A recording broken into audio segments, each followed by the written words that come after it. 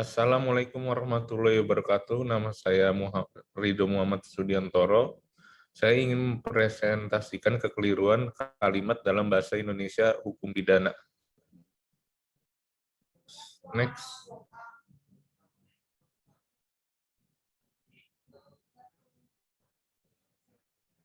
Pendahuluan. Bahasa Indonesia dalam penggunaan memiliki beragam bahasa baik formal dan tidak formal, di mana ragam bahasa dipergunakan untuk berbagai kepentingan, sehingga bahasa mampu untuk mengidentifikasi siapa penggunanya. Bahasa hukum adalah ragam bahasa formal, hal ini karena dalam penerapannya menggunakan bahasa yang baku, sehingga dituntut adanya kelengkapan unsur tata bahasa dan struktur kalimat yang cermat untuk mengungkapkan ide agar makna yang disampaikan tidak ambigu. Kaitan dengan putusan perkara pidana diperlukan tata bahasa yang benar untuk menyesuaikan dengan materi, aturan, dan perundang-undangan dengan konteks hukum yang ingin dibangun. Next. Metode ilmiah. Pendekatan penelitian adalah pendekatan deskriptif kualitatif, yaitu data yang dikumpulkan adalah berupa kata-kata, gambar, dan bukan angka-angka, karena penelitian ini mendeskripsikan bentuk kesalahan atau kekeliruan penggunaan bahasa Indonesia terhadap hukum pidana.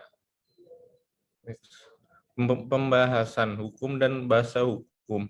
Hukum adalah peraturan yang dibuat oleh suatu kekuasaan atau adat yang dianggap berlaku oleh dan untuk orang banyak, dan segala undang-undang, peraturan, dan sebagainya untuk mengatur pergaulan hidup di masyarakat. Kamus Umum Bahasa Indonesia. Bahasa hukum dimasukkan sebagai penempatan kata secara tepat dalam satu kalimat, baik dalam penulisan peraturan perundang-undangan maupun dalam putusan hakim dan berkas perkara lainnya.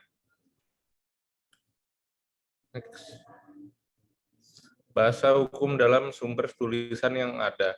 Penggunaan kata dan frase contoh. Dalam KUHP, suatu kejahatan tentang mata uang, uang kertas negeri, atau uang kertas bank dapat dihukum menurut Undang-Undang Negeri tempat perbuatan itu dilakukan. Penggunaan kata negeri dalam kutipan di atas sebenarnya mengandung arti negara. Seharusnya diganti dengan kata negara saja. Variasi bahasa. Bahasa mempunyai aspek mendasar, yaitu aspek dalam bentuk yang meliputi bunyi, tulisan, struktur, serta makna baik leksikal maupun fungsional dan struktural. Pemakaian bahasa dalam masyarakat baik dalam bentuk dan makna menunjukkan perbedaan.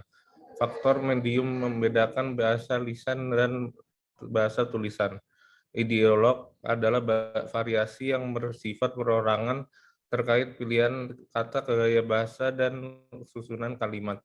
Dialek adalah variasi yang ditentukan oleh latar belakang si penutur. Sosiolek adalah variasi bahasa yang berkenan dengan status, golongan, dan kelas sosial penuturnya. Fungsiolek adalah variasi yang bergantung pada situasi dan keadaan berbicara. Pengistilahan.